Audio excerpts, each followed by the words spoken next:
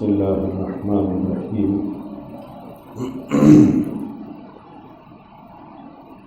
نحمده ونصلی ونسلم علی رسوله الکریم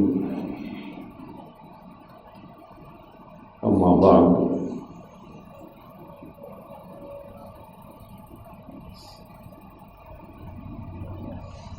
بزرگان محترم، گزشتہ جمعہ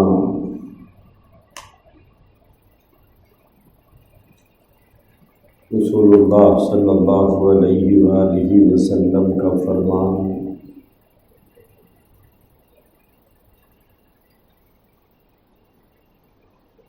کہ انسان بوڑھا ہو جاتا ہے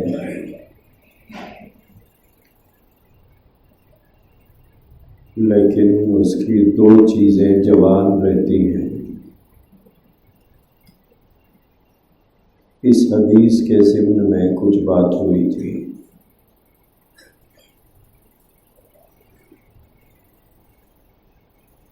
اللہ کے نبی علیہ الصلاۃ والسلام نے فرمایا، انسان بوڑھا ہو جاتا ہے۔ جب انسان بوڑھا ہوتا ہے تو اس کے جسم کا ہر حصہ بھی بوڑھا ہو جاتا ہے، ہر چیز ضعیف ہو جاتی ہے، کمزور ہو جاتی ہے۔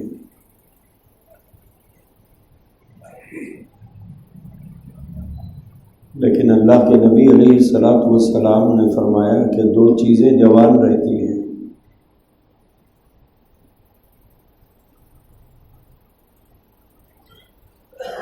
دو آرزویں اس کی ہمیشہ جوان رہتی ہیں۔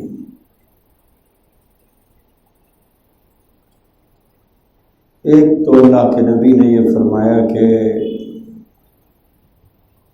لمبی عمر کی آرزو، یہ آرزو ہمیشہ جوان رہتی ہے۔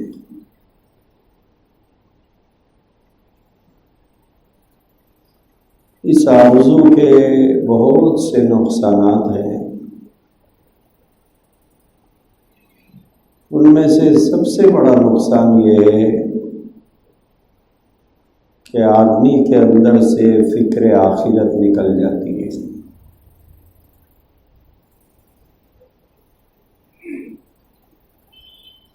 کیونکہ ہم میں سے ہر آدمی یہ ماننے کے لیے تیار ہی نہیں ہوتا کہ میں ضعیف ہو گیا ہوں، میں بوڑھا ہو گیا ہوں۔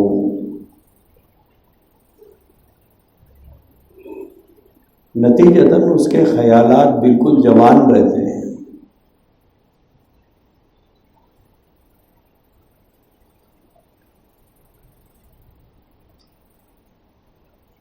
اسی وجہ سے آدمی کے اندر آخرت کی تیاری کا جذبہ نہیں ہوتا ہے۔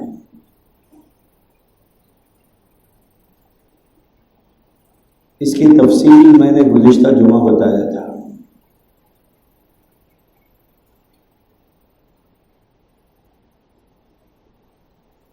دوسری بات، اللہ کے نبی علیہ الصلاۃ والسلام نے جو فرمایا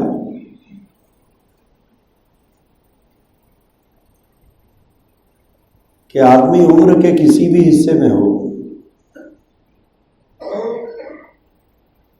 مال کی ہوس کبھی بھی ختم نہیں ہوتی ہے۔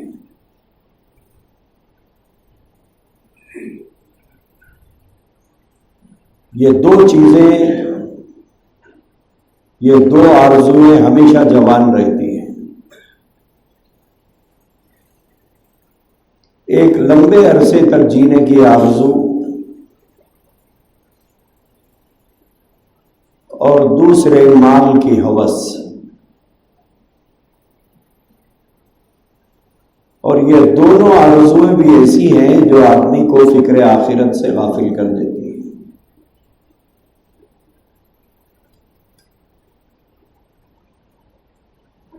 لمبی عمر کی آرزو میں آدمی یہ بھول جاتا ہے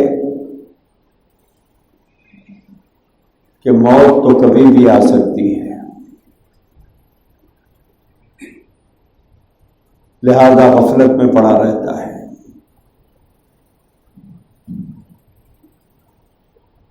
اور مال کی ہوس کی آرزو آدمی کے اندر سے حلال و حرام کی تمیز ختم کر دیتی ہے۔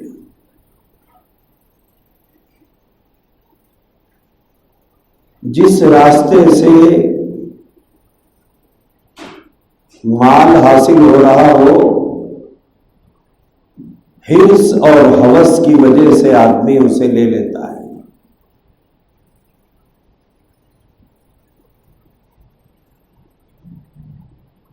یہ نہیں دیکھتا ہے کہ یہ میرے لیے حلال ہے یا نہیں ہے،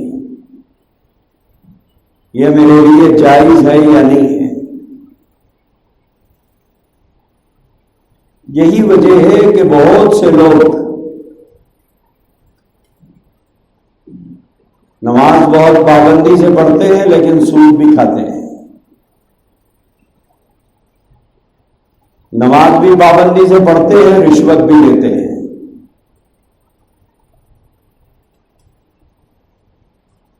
نماز بھی بڑے اہتمام سے پڑھتے ہیں، بولی کی چٹیاں بھی چلاتے ہیں یا بولی کی چٹیوں میں حصہ بھی لیتے ہیں، جبکہ وہ حرام ہے۔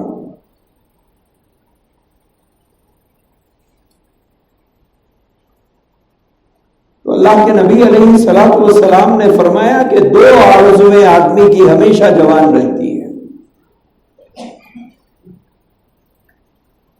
یہ آرزو بوڑھی نہیں ہوتی ہے۔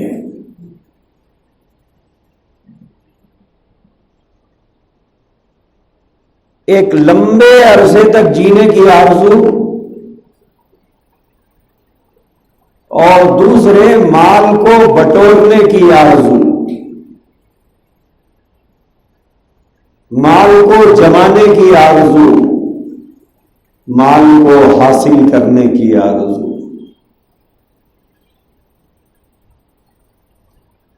اللہ کے رسول علیہ الصلوۃ والسلام نے فرمایا لِكُلِّ أُمَّةٍ فِتْنَةٌ وَفِتْنَةُ أُمَّتِي الْمَالُ۔ پچھلے دور کی جو امتیں گزری ہیں وہ امتیں کسی نہ کسی فتنے میں ڈال کر آزمائی گئی ہیں، کوئی نہ کوئی فتنہ ان کی آزمائش کا سبب بنا ہے۔ اللہ کے نبی علیہ الصلوۃ والسلام نے فرمایا کہ میری امت مال کے فتنے میں مبتلا ہوگی، یہ مال کی چاہت میں اتنا آگے بڑھ جائے گا کہ آخرت کی تیاری سے غفلت برتے گا، اور مال کی ہوس اللہ کے احکامات کے مطابق مال کو خرچ کرنے سے اسے روکے گی۔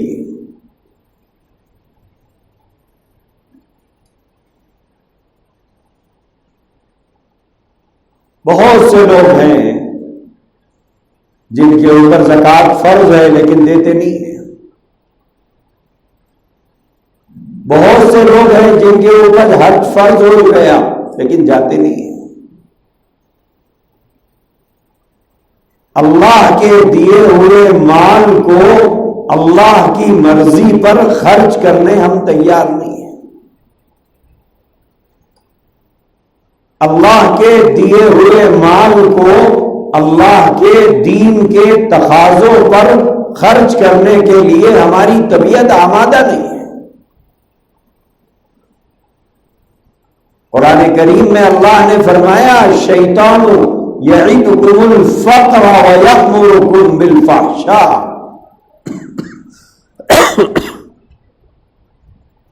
اللہ کی راہ میں مال کو خرچ کرنے سے شیطان تمہیں ڈراتا ہے،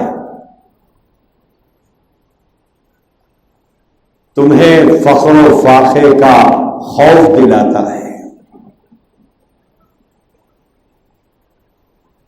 تمہیں ڈراتا ہے کہ اگر تم نے اس مال کو اس طرح سے خرچ کر دیا تو پھر تمہارے لیے کیا بچے گا؟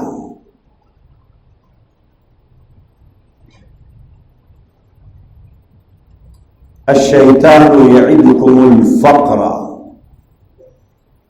فقر و فاقے سے ڈراتا ہے، اندیشوں میں مبتلا کرتا ہے، مال کے ختم ہو جانے کا خوف دلاتا ہے، اور جو مال اللہ کی مرضیات پر خرچ کرنے کا مزاج آدمی میں نہیں بنتا تو پھر وہ مال اللہ کی نافرمانیوں پر خرچ ہوتا ہے۔ وَيَأْمُرُكُمْ بِالْفَحْشَاءِ، فقر و فاقے سے ڈرا کر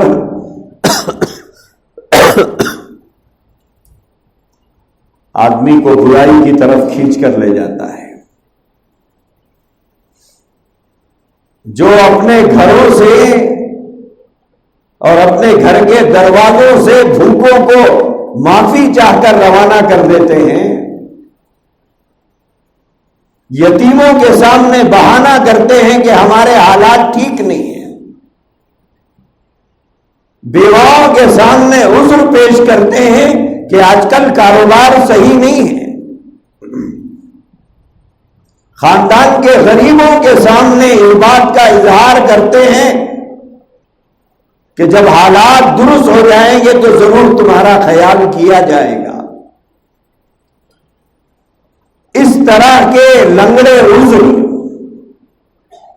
ضرورت مندوں کے سامنے ہم پیش کرتے ہیں، 2-4-6 مہینے کے بعد اسی گھر میں جہاں سے خاندان کے غریبوں کو معافی چاہ کے لوٹا دیا تھا، یتیموں کو لوٹایا تھا، بیواؤں کو لوٹایا تھا، بھوکوں کو لوٹایا تھا، بیماروں کو لوٹایا تھا، 6-8 مہینے کے بعد اسی گھر میں شادی ہوتی ہے، پورے محلے والوں کی دعوت ہوتی ہے، اسی گھر کے سامنے باجا بجایا جاتا ہے۔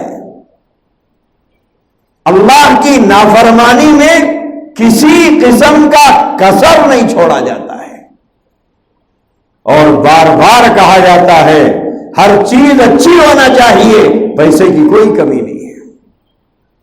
باورچی سے یہ کہا جاتا ہے کہ کم نہیں پڑنا چاہیے، بچ گیا کوئی غم نہیں۔ یہی اللہ نے قرآن میں فرمایا، الشیطان یعدکم الفقر ویأمرکم بالفحشاء، تمہیں فقر و فاقے سے ڈراتا ہے شیطان، اور تمہیں برائی کا حکم دیتا ہے۔ اللہ کے نبی علیہ الصلوۃ والسلام کا ارشاد ہے، انسان کی حرص، اس کی ہوس کا حال، اللہ کے رسول علیہ الصلوۃ والسلام نے یہ فرمایا ہے کہ اگر سونے سے بھرے ہوئے 2 وادیاں کسی کو مل جائے، 2 جنگل، سونے سے بھرے ہوئے 2 جنگل اگر اسے مل جائے تو وہ شکر ادا نہیں کرے گا، بلکہ وہ تیسری وادی کی چاہت لے کے بیٹھے گا۔ انسان کا پیٹ صرف قبر کی مٹی بھر سکتی ہے۔ جس مال کو زندگی بھر کھا کر ختم نہیں کر سکتا، اتنا ہونے کے باوجود انسان کی ہوس نہیں ختم ہوتی۔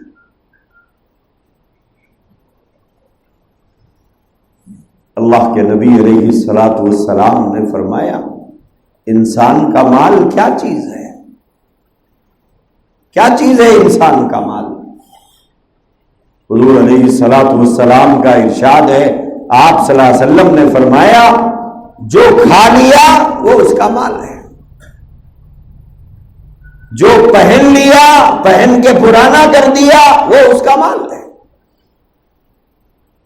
اور جو چھوڑ کر گیا ہے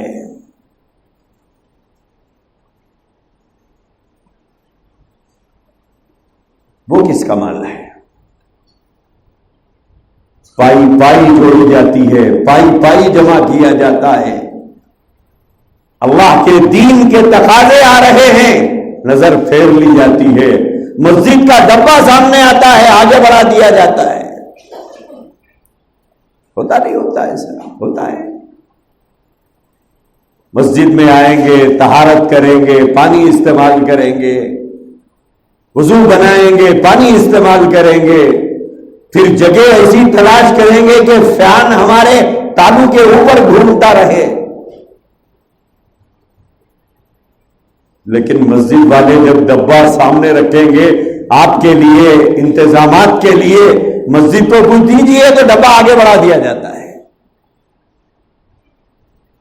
چھوٹا دل ہمارا. اللہ کے نبی نے فرمایا آدمی کا مال 3 چیزیں ہی ہے. جو کھا لیا وہ اس کا ہے، جو پہن کر پرانا کر دیا وہ اس کا ہے، اور جو آخرت کے لیے بھیج لیا وہ اس کا ہے. یا ایھا الذین آمنوا اتقوا اللہ ولتنظر نفس ما قدمت لغد. تم نے اپنے آخرت کے اکاؤنٹ میں کیا جمع کیا ہے؟ تمہاری دنیا کے اکاؤنٹ میں تو ہے، ایک ایک نہیں، 2 4 بینکوں میں ہے. آخرت کے اکاؤنٹ میں کچھ ہے یا نہیں ہے؟ اللہ کے نبی نے فرمایا بس یہ 3 ہی چیزیں آدمی کا مال ہے. جو کھا لیا وہ اس کا، جو پہن لیا وہ اس کا، جو آخرت کے لیے بھیج لیا وہ اس کا. باقی مال تو اس کے مرتے ہی بٹوارا ہوگا، وہ اس کے وارثوں کا مال ہے. ایک ہوتا ہے مالدار، ایک ہوتا ہے مال کا چوکیدار. ایک مالدار ہوتا ہے، ایک مال کا چوکیدار ہوتا ہے.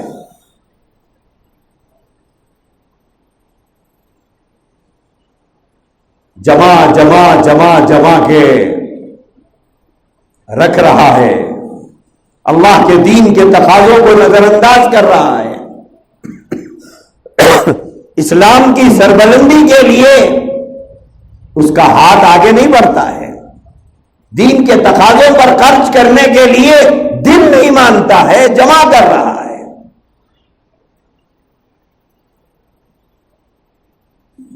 بینک کی پاس بک اپنے پاس، لاکر کی چابی اپنے پاس،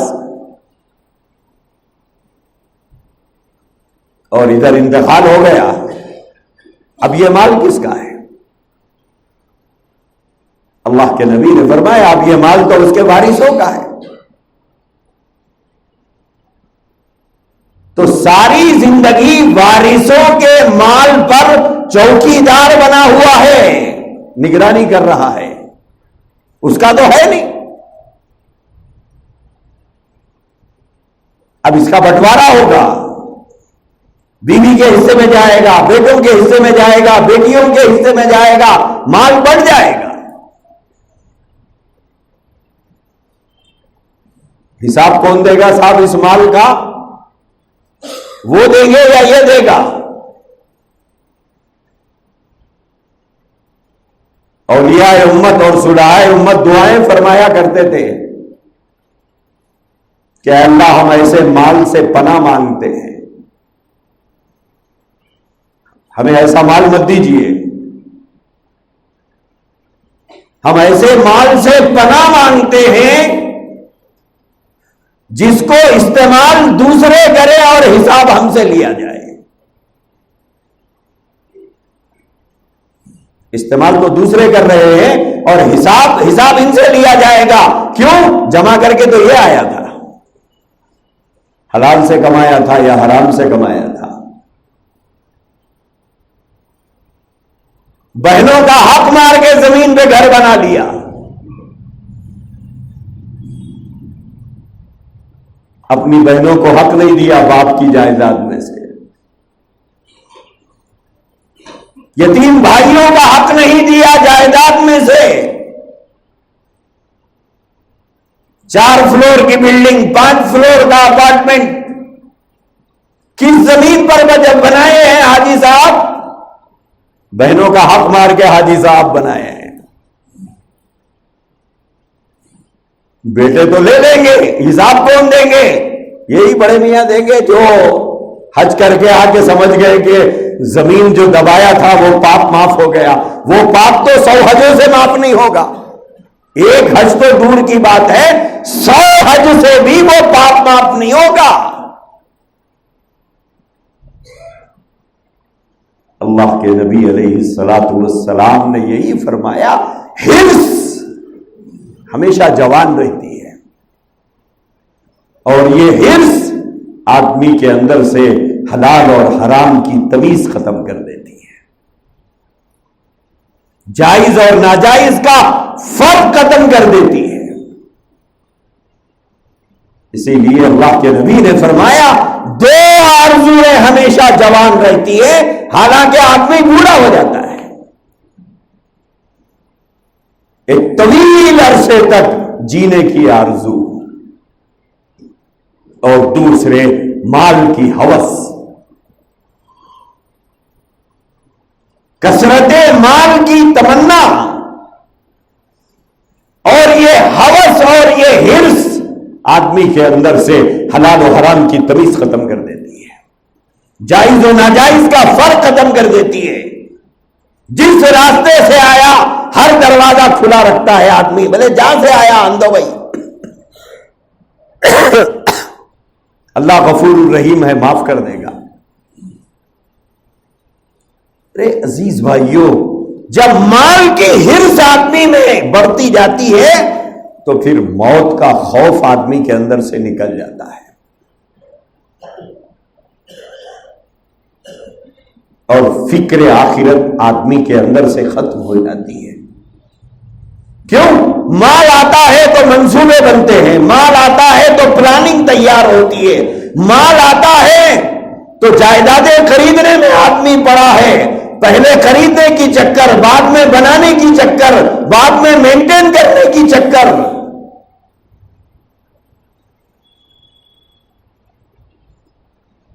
ایک دن آتا ہے کہ آدمی موت کے گھاٹ اتر جاتا ہے. جائیدادوں کے سایوں میں سے اس کا جنازہ اٹھا کر لے جاتے ہیں. جائیدادیں وہیں کھڑی ہیں، یہ تو چلے گیا، یہ تو چلے گیا، جائیدادیں تو یہیں پر ہیں.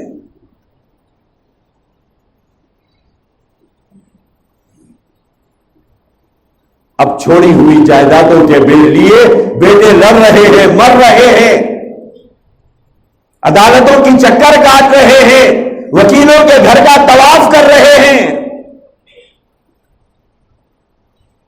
کیوں؟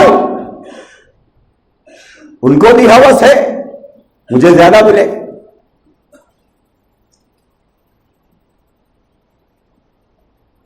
اسی لیے فرمایا گیا کہ آدمی کا پیٹ صرف قبر کی مٹی بھر سکتی ہے، لیکن اس کی ہوس ختم نہیں ہوتی. مذہب اسلام آدمی کو ہوس سے منع کرتا ہے، کمانے سے منع نہیں کرتا ہے، کمانے سے منع نہیں کرتا، ہوس سے منع کرتا ہے کہ اسی فکر میں جی رہے ہیں.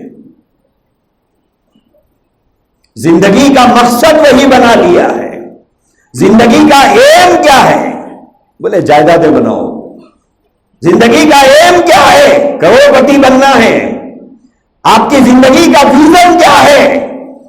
بولے خاندان میں سب سے اچھا گھر میرا ہو، خاندان میں سب سے اچھی گاڑی میری ہو، خاندان میں سب سے زیادہ شاندار فرنیچر میرے گھر میں ہو، خاندان میں سب سے زیادہ پڑھے لکھے بچے میرے ہوں.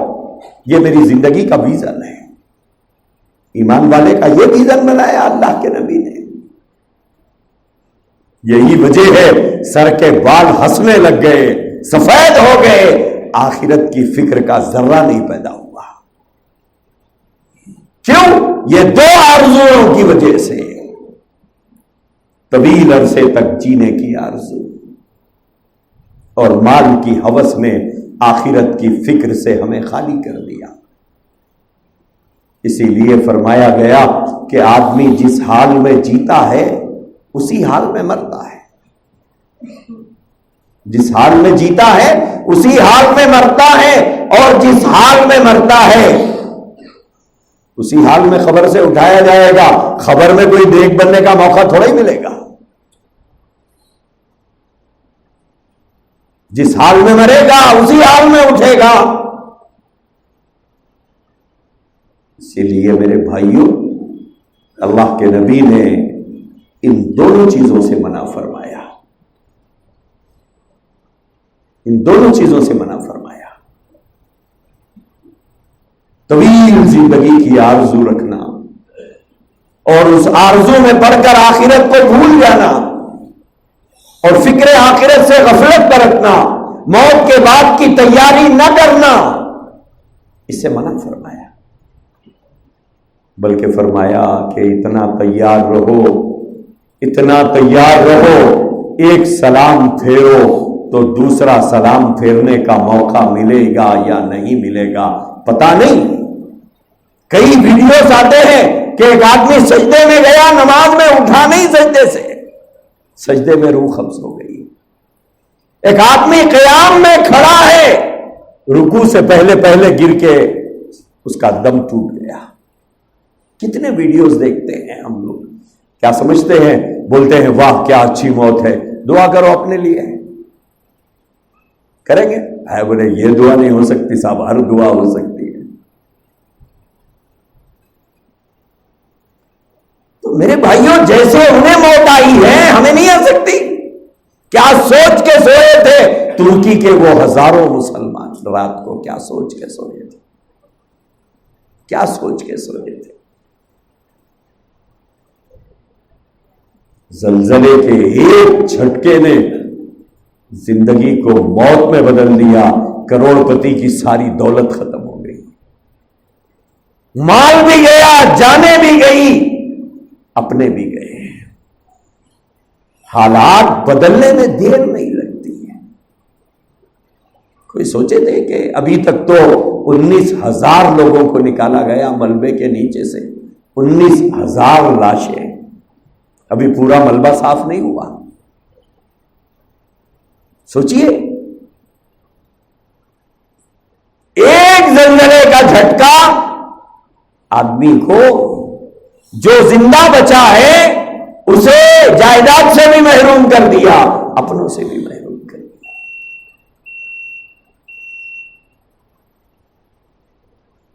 حالات کب آئیں گے پتہ نہیں ہے، اس لیے غرور کی چال مت چلا کرو، جھک کر چلا کرو، جھک کر کھایا کرو۔ اللہ کو غرور نہیں پسند ہے، تکبر نہیں پسند ہے۔ بڑے بڑے نوالے کھاؤ، چھوٹے چھوٹے بول بولو، بڑے بڑے بول مت بولو۔ بڑے بول اللہ کو نہیں پسند ہے، بڑا بول بولنے کا صرف اللہ کو اختیار ہے، باقی کسی کو نہیں۔ اللہ کے نبی دعا فرمایا کرتے تھے، اللہم احیینی مسکینا، اے اللہ مسکین بنا کر زندہ رکھ مجھے۔ اللہم احیینی مسکینا، مسکین بنا کر زندہ رکھ، وامیتنی مسکینا،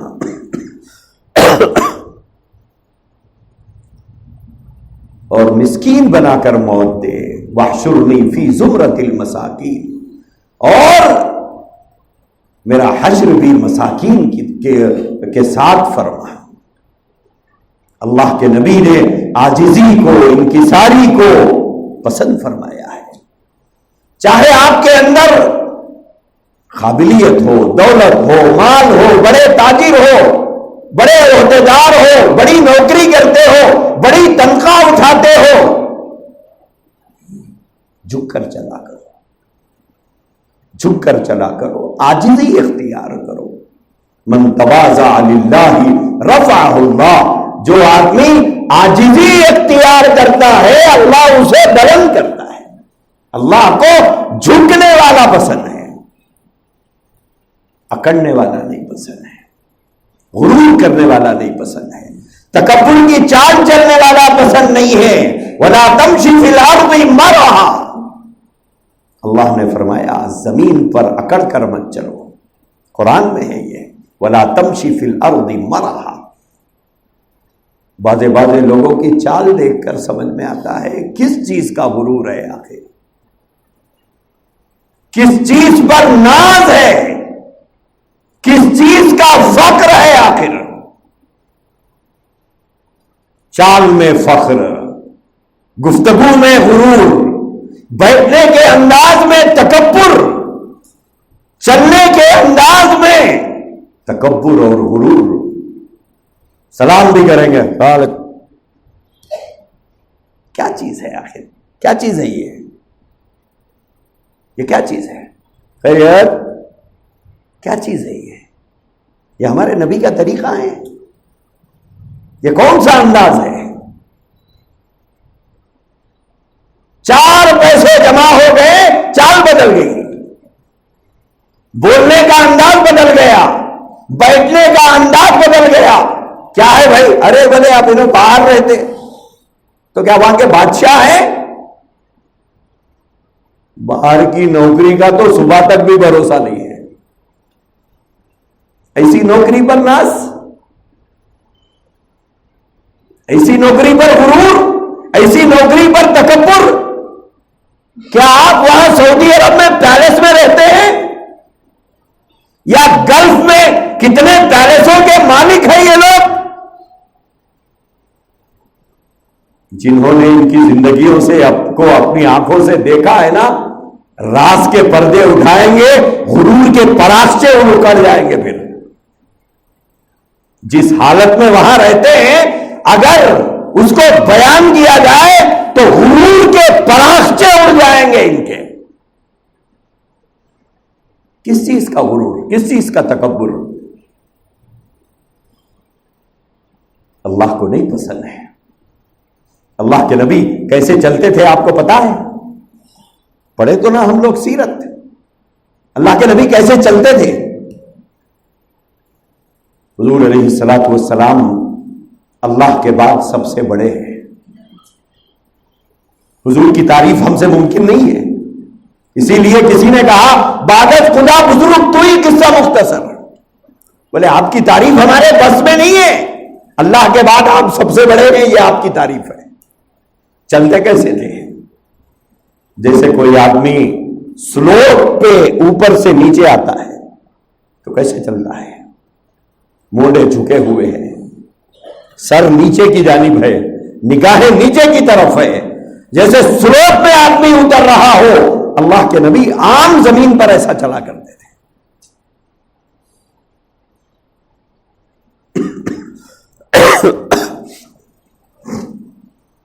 اس لیے میرے بھائیوں، چھوڑ کے جانے والی چیزوں پر اتنا غرور نہیں۔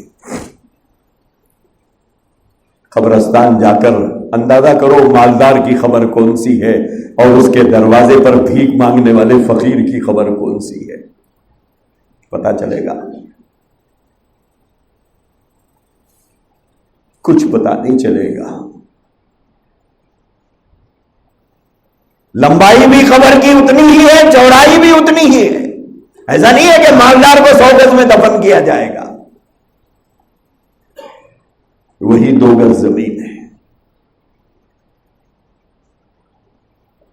وہی کفن کا کپڑا ہے، امیر کے لیے بھی اسی دکان سے، غریب کے لیے بھی وہی دکان سے، وہی مسجد کا تختہ ہے، امیر کے لیے بھی غریب کے لیے بھی، جس پر غسل دیا جائے گا، وہی ڈولا ہے جس میں امیر کو بھی لے جایا جائے گا، غریب کو بھی لے جایا جائے گا، فقیر کو بھی لے جایا جائے گا۔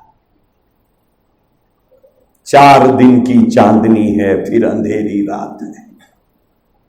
موت سے کس کی رستگاری ہے، آج وہ تو کل ہماری باری ہے۔ اس لیے میرے بھائیوں، اللہ کے نبی نے فرمایا زیادہ لمبی عمر کی حرص اور زیادہ مال کی حرص آدمی کو آخرت سے غافل کر دیتی ہے۔ اللہ آپ کی، میری اور ہر مسلمان کی حفاظت فرمائے۔ وآخر دعوانا الحمدللہ رب العالمین۔